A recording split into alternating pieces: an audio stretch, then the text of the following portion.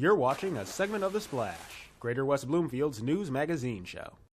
Button collecting is a rather old hobby. It was even recognized as an official pastime back in 1938 by the National Button Society. However, the collection of these tiny pins has been a part of American history for far longer than that. Here at the West Bloomfield Public Library, residents got a history lesson on buttons and their historical significance from Chris Parham, a button collector and historian who's been gathering them for years. Buttons have frequently, in fact, I have picture buttons. I have a collection of photos of people wearing their buttons. One photo has two sisters, and they're each, I count at least 100 on each person.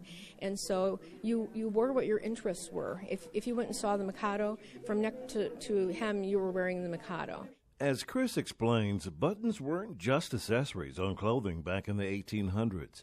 They were far more valuable and even seen as a sign of social status. And, in those days, you didn't just go up and be friendly and extend your hand and meet somebody. There was a social etiquette that, involving calling cards and introductions, but your buttons were a silent calling card.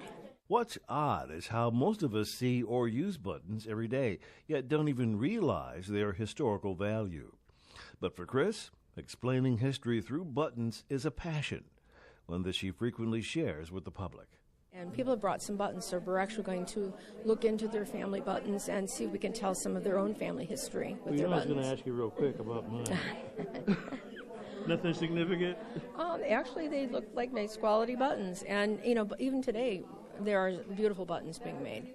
But it's a great display put on by Chris and by the Greater West Bloomfield Public Library and the Greater West Bloomfield Historical Society.